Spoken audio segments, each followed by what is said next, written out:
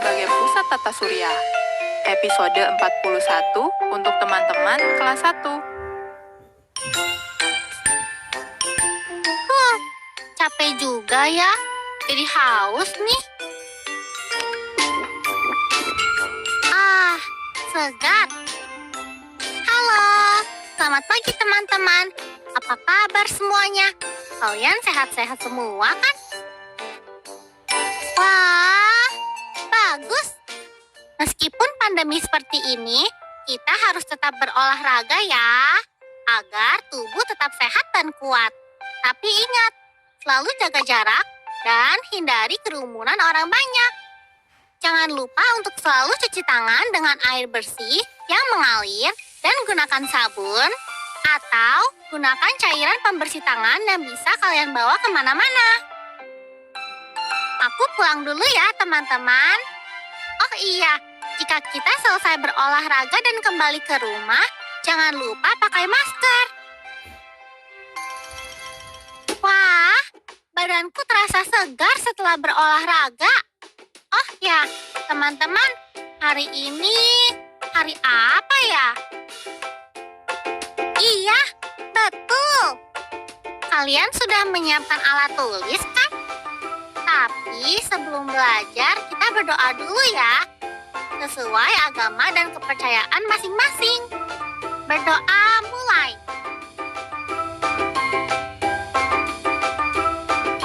Berdoa selesai. Teman-teman tahu tidak, matahari terbit dari arah mana? Iya, betul. Matahari terbit dari arah timur. Itu yang menyebabkan siang hari menjadi terang. Kalau terbenamnya matahari, dari arah mana ya teman-teman? Iya, matahari terbenam di barat. Dan ketika matahari tenggelam, malam hari menjadi gelap. Sekarang kita lihat yuk penjelasan singkat tentang matahari sebagai pusat tata surya. Setiap hari, bumi dan planet-planet lainnya bergerak mengelilingi matahari. Itu karena matahari adalah pusat tata surya kita. Selain itu, matahari juga berfungsi sebagai pengatur cuaca dan iklim loh teman-teman. Oh iya teman-teman, habis ini aku mau meminta Kak Citra menemaniku membaca cerita. Yuk ikut aku.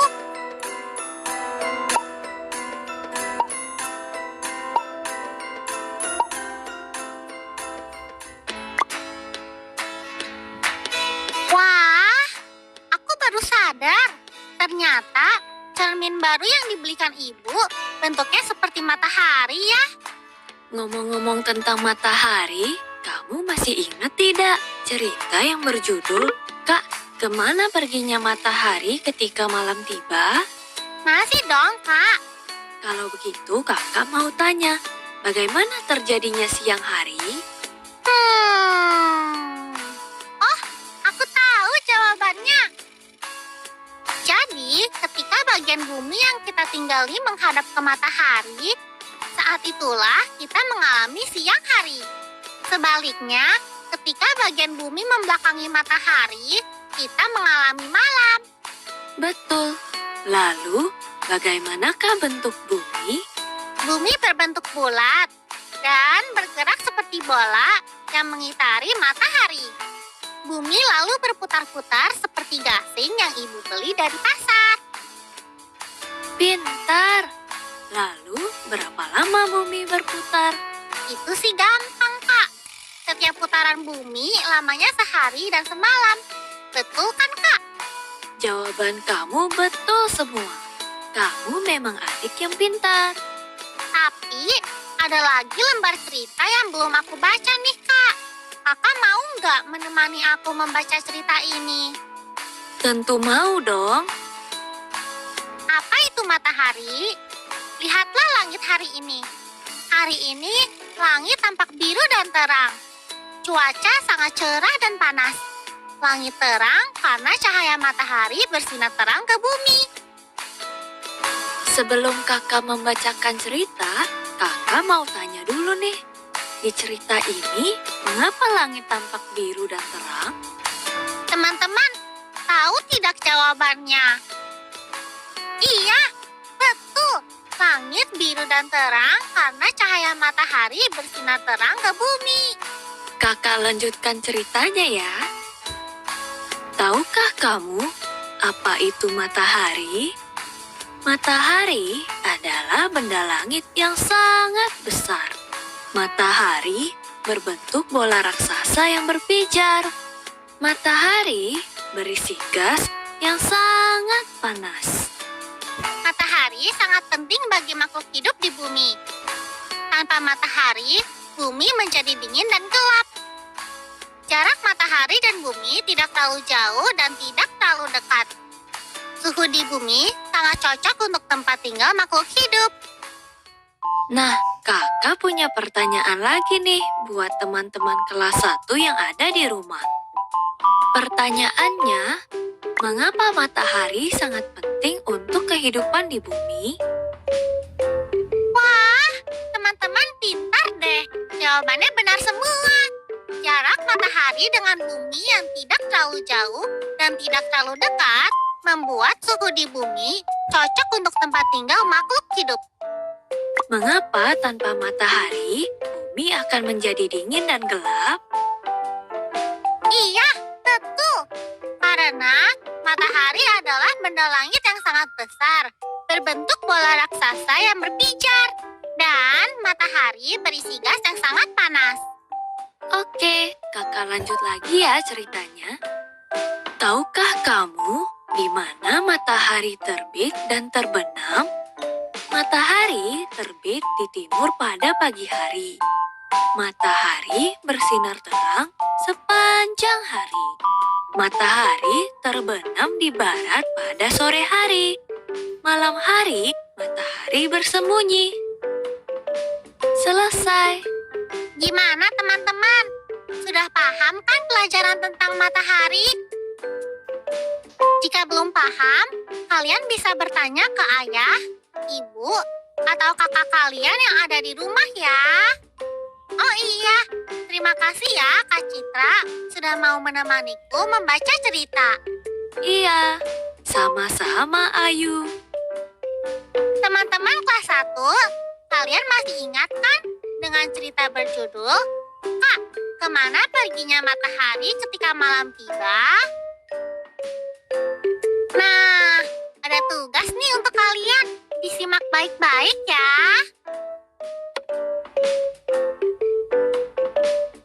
Sebelum mengerjakan tugas, jangan lupa diisi dulu tanggalnya.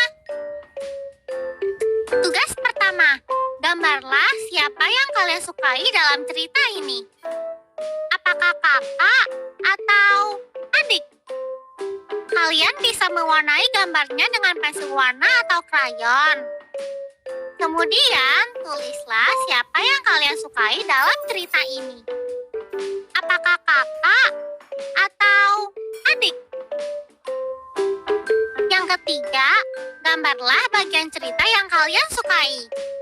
Apakah kalian suka bagian cerita saat hantu hitam dari kegelapan menyantap matahari?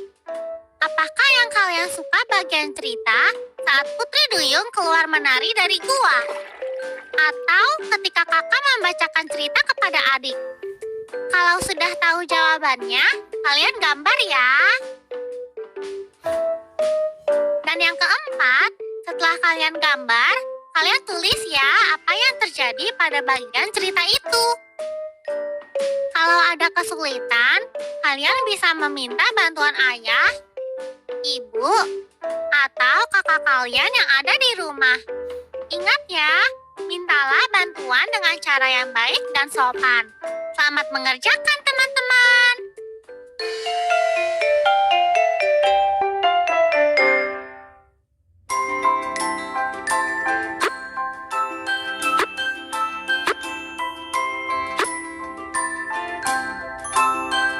Teman-teman, tadi kita sudah membaca cerita berjudul Apa Itu Matahari bersama Kak Citra. Sekarang kita latihan menulis yuk.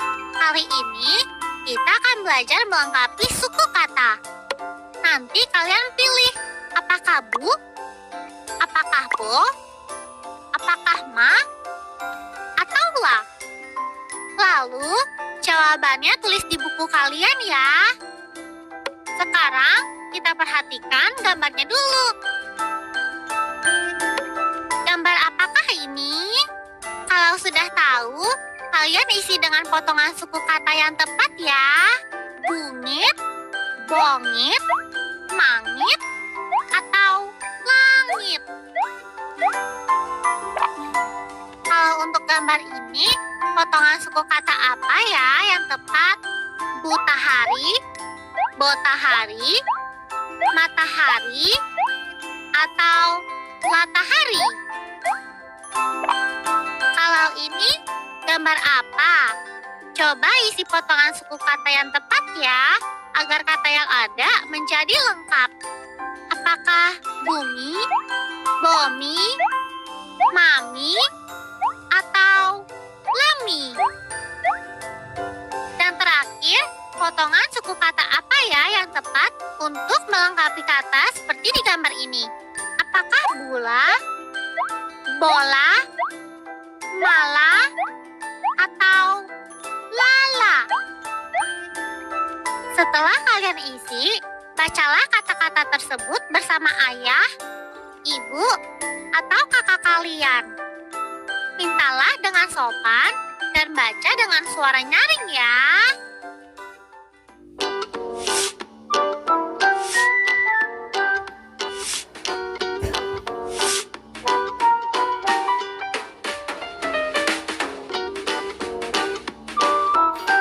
Muti, coba kamu perkirakan hasil daripada 35 ditambah 32 ditambah 50.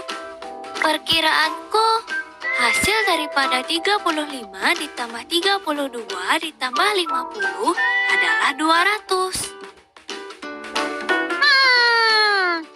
Apa benar ya hasil perkiraan 35 ditambah 32 ditambah 50 adalah 200?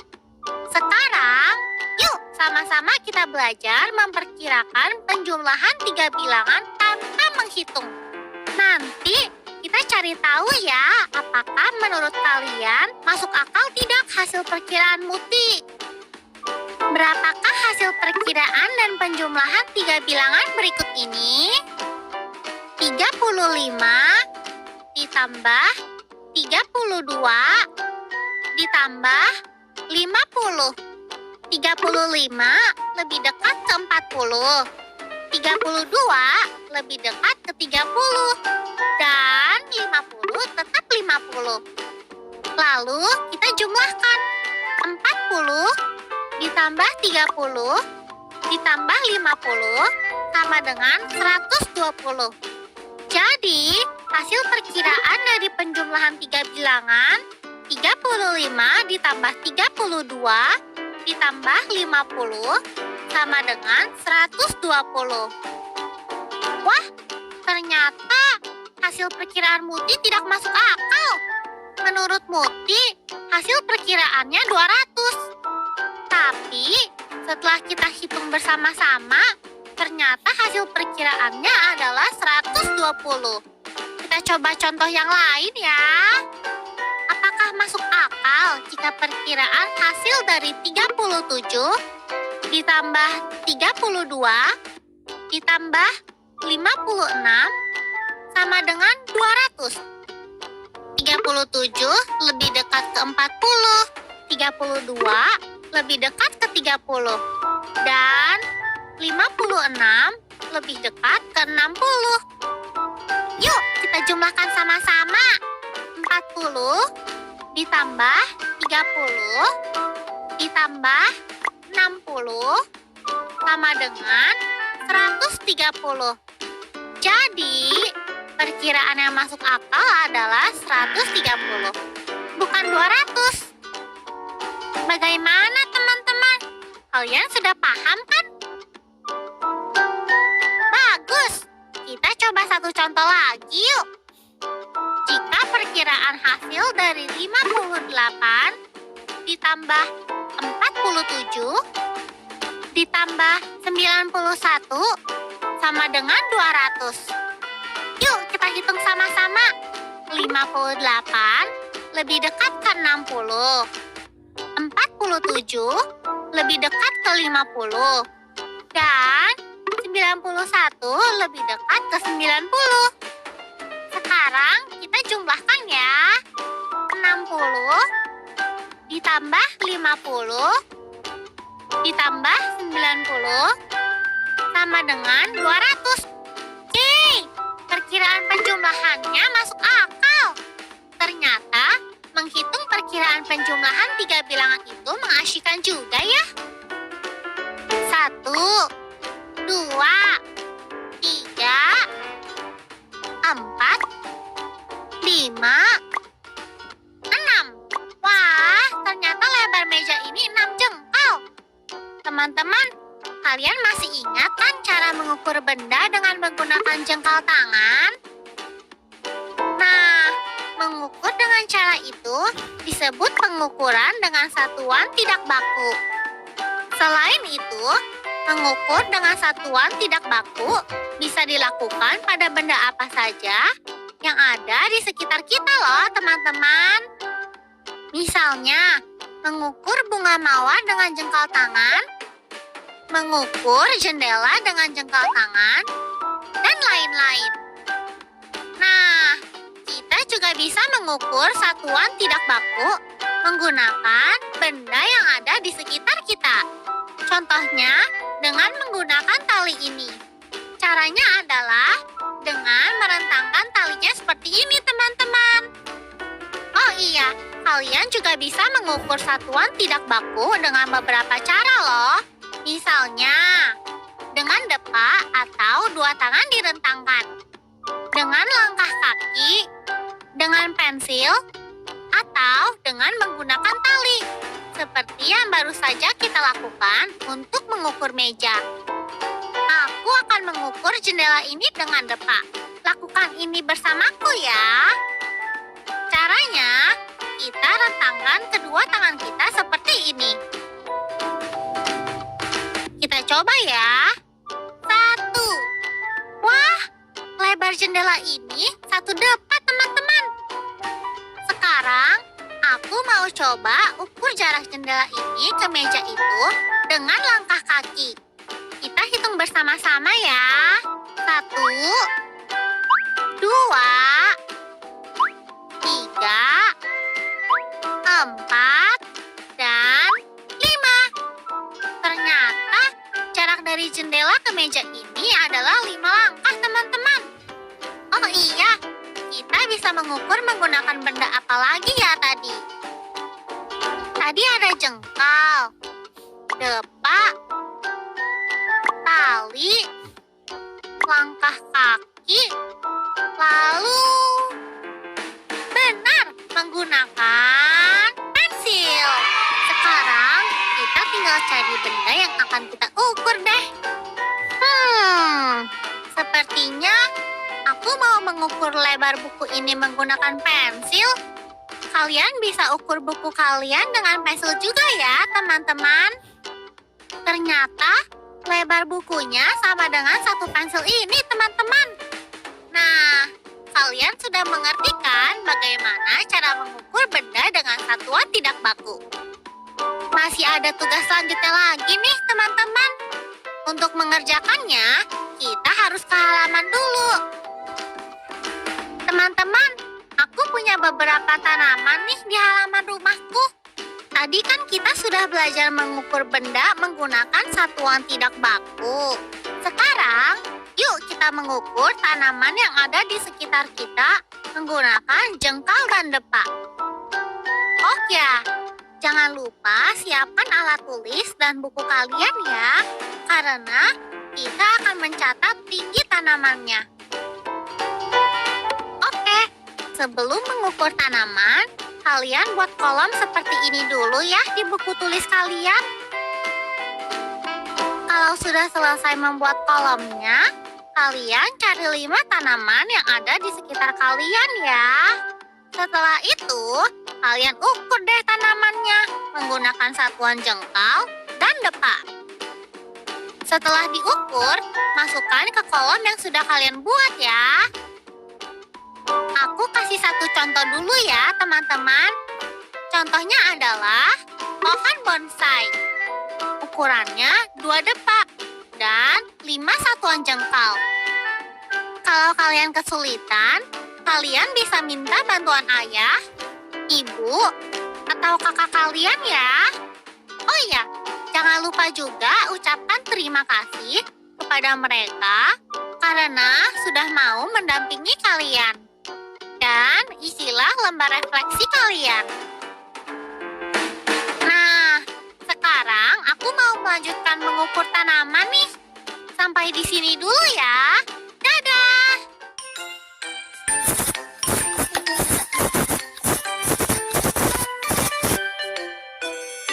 Teman-teman, apakah kalian masih ingat apa saja yang sudah kita pelajari hari ini? Hari ini kita sudah belajar tentang matahari sebagai pusat tata surya. Membaca cerita berjudul "Apa Itu Matahari" bersama-sama. Melengkapi suku kata. Menghitung perkiraan hasil dari penjumlahan 3 bilangan. Mengukur satuan tidak baku menggunakan anggota tubuh. Dan mengukur satuan tidak baku menggunakan benda yang ada di sekitar kita. Wah, tidak terasa ya belajarnya hari ini. Kalau begitu, sampai di sini dulu ya teman-teman. Sampai jumpa lagi. Sekarang tetap belajar dari rumah ya teman-teman. Jaga jarak, rajin cuci tangan, dan pakai masker agar kita mencegah penyebaran COVID-19. Sampai jumpa.